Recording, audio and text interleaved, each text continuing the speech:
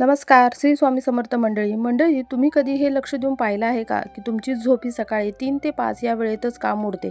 तुम्हाला रोज याच वेळी जाग का येते? किंवा वॉशरूमला जाण्यासाठी सुद्धा तुम्ही उठता, तर मग याच वेळी तुम्ही का उठता? तर सावध व्हा, कारण ही एक साधारण घटना नाही आहे.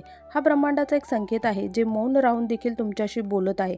असं काय रहस्य आहे की तुम्हाला याच वेळी जाग येते? कोणते असे देवता आहेत जे त्यांच्या उपस्थितीत जाणीव तुम्हाला करून देत आहेत? हे काही येणाऱ्या चांगल्या बातमीविषयी इशारा देते, की एखादी चेतावणी, की एखादी शक्ती तुम्हाला बोलवत आहे, की तुमच्या जीवनामध्ये अशी काही वेळ येणार आहे ज्याची पूर्वसूचना तुम्हाला हे ब्रह्मांड करून देत आहे. हा काही संयोग नाही, ही एक संकेत आहे जो दिव्य रहस्य व अत्यंत शक्तिशाली आहे. व या मध्ये आपण जाणून घेऊया अशी कोणती शक्ती आहे जो आत्मा कोणत्या ऊर्जेला आपल्याला जोडून ठेवत आहे. पण त्याआधी माता लक्ष्मीचा आशीर्वाद हवा असेल वाटत असेल तर कमेंटमध्ये नक्की लिहा जय श्री माता लक्ष्मी व व्हिडिओ हा शेवटपर्यंत पहा. मंडळी, सकाळी 3 ते 5 हा काळ एक रहस्यमय काळ मानला जातो. हा तो क्षण आहे जेव्हा पूर्ण ब्रह्मांडमध्ये कंपन सुरू होते. यावेळी ब्रह्मांडामध्ये देवी देवता, भूत प्रेत, आत्मा व दिव्य शक्ती जागृत असतात. जेव्हा आपल्या जीवनात काही चुकीचं होत असतं, तेव्हा आपले कर्मात दोष असतात, तेव्हा परमेश्वर शांत बसत नाहीत. ते काही संकेत देऊन आपण सांभाळून राहा असं सांगत असतात. वेळ अजून गेली नाही, पण जेव्हा आपण पुण्याचे काम करतो तेव्हा आपले हृदय खरे असते. तेव्हा देव आपल्यावर प्रसन्न असतात. आपले कुलदेवता, देवी, आपले पित्र, आपले पूर्वज आपल्याशी संवाद करून इच्छा आहे की आपण योग्य जागी आहोत व त्यांच्या आशीर्वाद आपल्यासोबत आहेत. जेव्हा आपल्याला 3 ते 5 या वेळेत रोज जाग येत असेल तर समजून जा की एखादी शक्ती तुम्हाला जागी करत आहे किंवा काही संदेश तुमची वाट बघत आहेत. कधी संकेत हे एक स्वप्न असतं, तर कधी एक अस्वस्थता वाटते, तर कधी एक अशी अनुभूती जी शब्दात देखील सांगता येऊ शकत नाही. आता असा प्रश्न येतो की संकेत नेमके कोणाचे आहेत? पूर्वजांचे, ईश्वराचे की इतर अदृश्य शक्ती? पण सगळ्यात महत्त्वाचं म्हणजे तुमचे हे संकेत समजून घेताय की ते दुर्लक्षित करताय? कारण जर हे संकेत तुम्ही नजरअंदाज कराल तर कदाचित तुम्ही ते दुर्लक्ष करत आहात, जे तुमचे आयुष्य बदलून टाकणार आहे. रात्री 1 ते 2 या वेळेत जर जाग येत असेल तर हे प्रेत आत्म्यांचे संकेत आहेत. यावेळी सावध व्हा. जर तुमची झोप रात्री 1 ते 2 या वेळेत उघडत असेल तर हा साधारण संयोग नाही, ही एक चेतावणी आहे. कारण हा वेळ भूत प्रेत, पिशाच व नकारात्मक शक्तीचा वेळ आहे.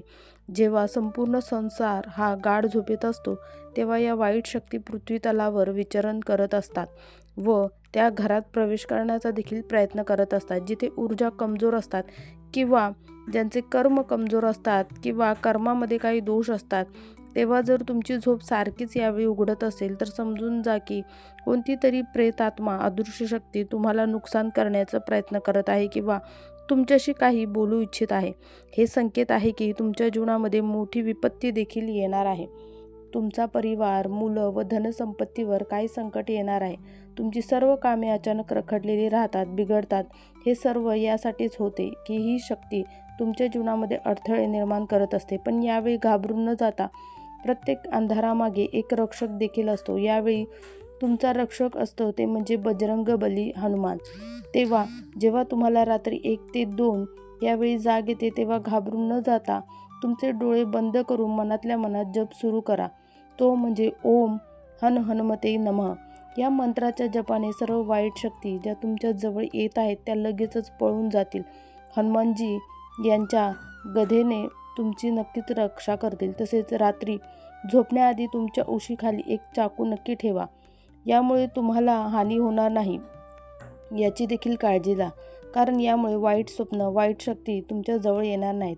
रात्रीच्या वेळी 2 ते 3 यावेळी जाग येणे म्हणजे तुमच्या पूर्वज तुमच्यावर नाराज आहेत. म्हणजेच काय तर 2 ते 3 या वेळेमध्ये आपले पूर्वज हे त्यांचे द्वार हे तुमच्याशी संवाद करण्यासाठी खुले करतात. जर सारखीच यावेळी तुम्हाला जाग येत असेल तर हे समजून जा की तुमचे पूर्वज आहेत ते तुमच्यावर नाराज आहेत. कदाचित कळत नकळत काही असे कर्म तुमच्याकडून झालेले आहेत ज्यामुळे त्यांना नक्कीच दुःख झाले आहे व त्यांची आत्मा अशांत आहे. व जेव्हा पितृ अशांत असतात तेव्हा जीवनामध्ये शांती निघून जाते. मग तुम्ही काहीही करा, तुमच्याकडे सुख येतच नाही. कारण जेव्हा पितृदोष लागतो तेव्हा फक्त संपत्तीच दूर होत नाही, तर तुमच्या शरीरात देखील अनेक आजार उद्भवू लागतात. परिवारात कलह वाढतो. तसेच तुमचं जे तब्येत आहे ती देखील खराब होऊ लागते. घरावर काहीतरी बोज आलाय असं वाटू लागतं. अशा वेळी विचार येतो, यावर उपाय काय? जर तुम्हाला तुमच्या पितरांना शांती द्यायची असेल तर काही विशेष कर्म आहेत ते करणं गरजेचं आहे. नंबर 1 म्हणजे प्रत्येक गुरुवारी किंवा मग अमावस्येला एका काळ्या कुत्र्याला चपाती नक्की खाऊ घाला. नंबर 2 माशांना पिठाचे गोळे करून पाण्यामध्ये टाका. हे तुमच्या कर्माचे प्रायश्चित्त करेल. नंबर 3 सगळ्यात महत्त्वाचं म्हणजे गोसेवा. गोमाताला चारा खाऊ घाला. गायीच्या सेवेने पूर्वज प्रसन्न होतात.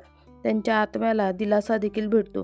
हे छोटे छोटे उपाय आहेत जे केल्यामुळे घरात एखादी अदृश्य बोज असेल, तसेच सर्व सुख दूर गेली असतील तर नक्कीच हा संकेत नजरअंदाज करू नका. कारण ही एक चेतावणी व एक वेळ आहे जी आपल्या पितरांना शांत करून जीवनातील मोठमोठे संकट तुम्ही टाळू शकता. तसेच तुमच्या जीवनामध्ये राहू संकट असेल, नेहमी अडथळे मार्गात येत असतील तर हा एक उपाय करू शकता. हे शांत करू शकेल व तुमच्या पितरांना देखील प्रसन्नता मिळेल. त्यांच्या आत्म्याला शांती मिळेल व त्यामुळे तुमच्या जीवनामध्ये सुख, समृद्धी व संतुलन येईल. रात्री 3 ते 4 यावेळी जाग आली तर हा संकेत आहे की तुमचे कुलदेवता तुमच्याशी नाराज आहेत. जर तुमची झोप 3 ते 4 या वेळेत नेहमी उघडत असेल तर तुम्ही सतर्क नाही तर सावधान व्हायचं आहे. कारण ही वेळ जेव्हा तुमचे कुलदेवता तुमच्यापाशी संवाद करण्याचा प्रयत्न करत आहेत. तेच कुलदेवी त्यांच्या कृपेने तुमचे घर चालते, तुम्हाला संतान प्राप्ती होते, त्यांच्यावर कृपा राहते. जेव्हा ती शक्ती तुमच्यावर नाराज असते तेव्हा जीवनामध्ये एक एक कामं बिघडू लागतात. जेव्हा यावेळी जाग येते तेव्हा हे समजून जा की कुठेतरी तुम्ही तुमच्या कुलदेवतेला विसरले आहात.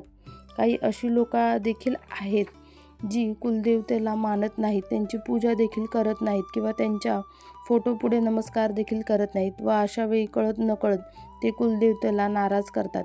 जेव्हा कुलदेवता नाराज होते तेव्हा घरामध्ये उगाचच वादविवाद, भांडणं होणे, परिवारात अशांती निर्माण होते, मुलांची तब्येत सारखी बिघडते, मुलांच्या लग्नामध्ये अडथळे येणे, नोकरी व्यवसाय ठप्प होणे, प्रत्येक कामामध्ये अडथळे येणे हे संकेत आहेत की तुमचे कुलदेवता तुमच्याशी काही बोलत आहेत, तुम्हाला जागे करत आहेत. ते सुद्धा रात्री 3 ते 4 या वेळेमध्ये जेव्हा संपूर्ण जग मौन असते तेव्हा तुमचे कुलदेवता तुमच्याशी संवाद करू इच्छितात.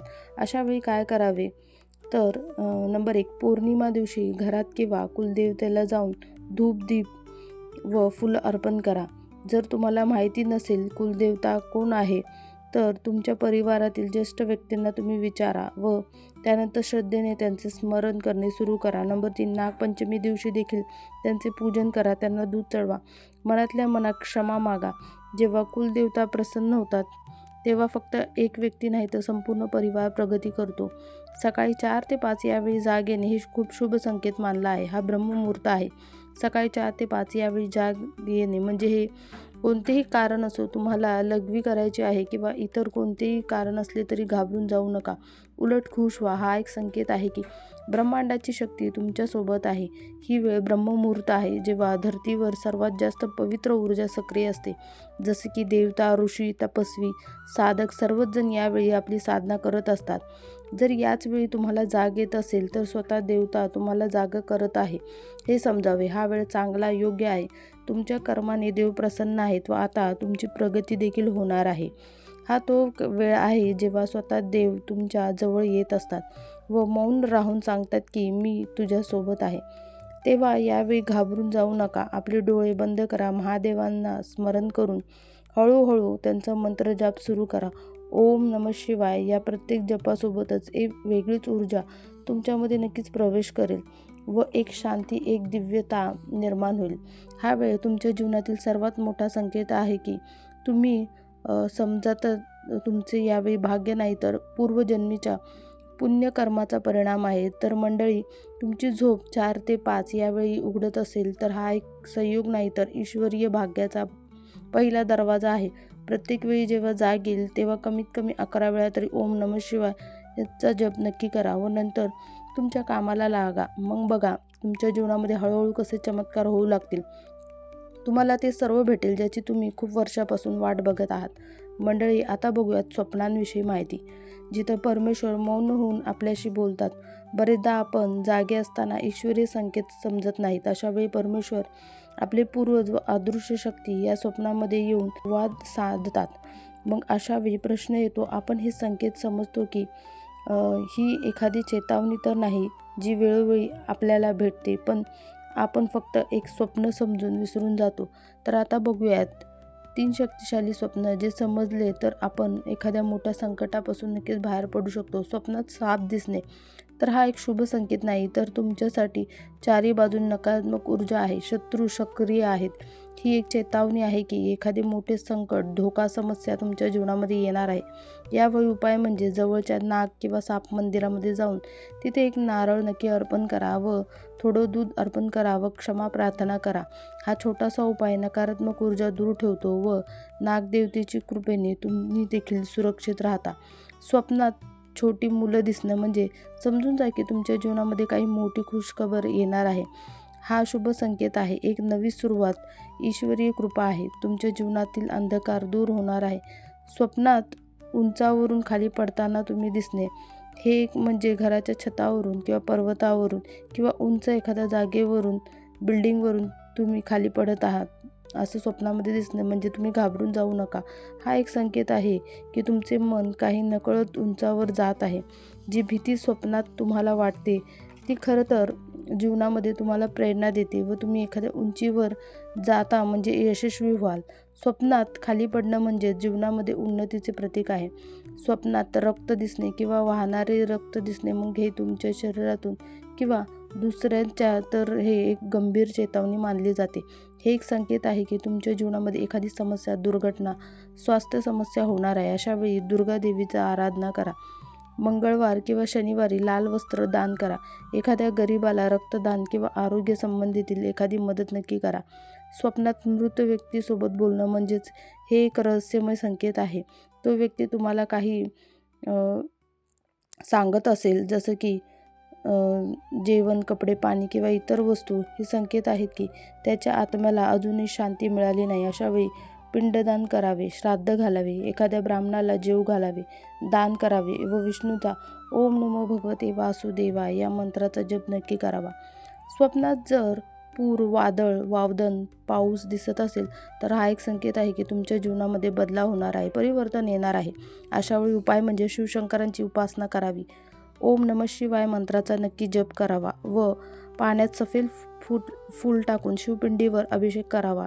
हे स्वप्न सांगते की तुमच्या जीवनामध्ये तुम्ही एक नवीन दिशेने जात आहात. स्वप्नात जर तुम्ही एखाद्या आकाशात उडताना दिसला तर हा एक अद्भुत असा शुभ संकेत मानला जातो. याचा अर्थ असा आहे, तुमचे आत्मबल खूप उंच व शुभ संकेत देत आहेत.